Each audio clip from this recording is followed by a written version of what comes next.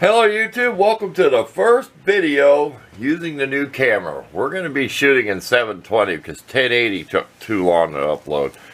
I can't remember whether it was Sunday in the shop. It was like 45 minutes. I mean, I can upload a 5-minute video in about 15-20 minutes. I have an upload speed of 5.3 or whatever. Even though my internet's slow, I get down to a 30 to watch YouTube. It takes 20 something just to get YouTube to work. I'm supposed to have at least 50. We have 2 different connections, but that's a whole different story.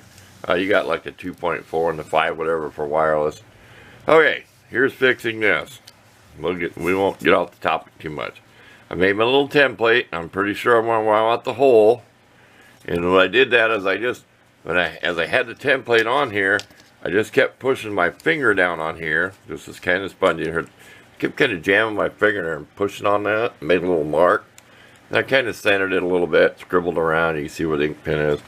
Okay, this next will be transferred to the 45,000s brass. Now I decided to make it the full length of the camera. I was going to cut it off according to like just chicken scratching. I was going to cut it off just past the hole. We're testing that autofocus. I'm going to like this camera because I always got frustrated. I want to show people stuff up close. Sometimes I get carried away. Okay. We're looking through our old blades and we came up with, well, that'll show up. We have a 24 and 18. We have a 32. These are cobalt steel. This is 32, the finest I have.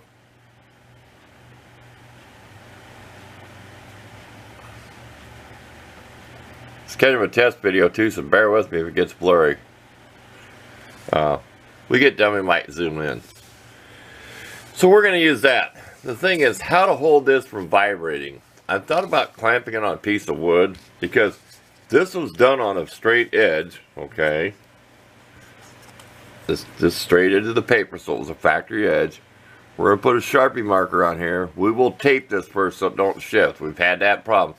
We're going to put a little Scotch tape or something so it don't shift. We'll draw around with our Sharpie marker. And we'll be cutting like here. And then we'll stop. Then we'll cut here. Then we'll go back and nibble that away. So if you've ever used a jigsaw or a scroll saw, you know what I mean. We'll make our straight line cut here. Then we'll chop that off. And then we'll cut like here. Then we'll do that little fine little bit of, like say we'll come up here. And we'll try to turn. If not, we'll think of some other way to do it. We hate to cut all the way off once, then go back and do it again. I think you know what I mean. Here, get the glare off there. So we'll come back when we have this piece cut out. We'll tell you how good the little blade worked. We're using our cheapy $18 jigsaw, which we bought. Think we ever going to use that? We just bought it to make some shelf wood. So, not to keep this too long. Looking at the timer. We'll get after this, get this piece cut out. So, stay tuned. Okay, we had to go through 2 of those cheap blades. It just gummed up the teeth. So we stayed outside our line there. We're not totally committed where this hole is now because we may drill a small 1/16 of an inch hole or something just to see if we think it's right. So. Next, on to the belt sander and the disc sander to round the corners. Test fit it to the camera. Deburr the edges and everything. It doesn't have to be perfect, but I want to make it fit the bottom of the camera as nice as it can. I mean, the camera still works, so it's worth putting a little effort into. So it's going to fit across the whole bottom of it. Bolt. If we ever want to put on a tripod, we're going to have to think of a way to put a nut on here. We're not really worried about this. This is probably going to be go outside, work on, do stuff camera. But I may go back use it for some of the videos working in here. So we will figure out a way to put a nut on there for the tripod mount. 1/4" 20 volt. There you go. Okay, back to work. Okay, we're done. We tried to take a couple of pictures as we was working, but belt sander, disc sander. We did cut our bolt a little too short. We wanted to put a little lock washer on there. But now it holds the battery door shut. Here, we'll take a picture of you.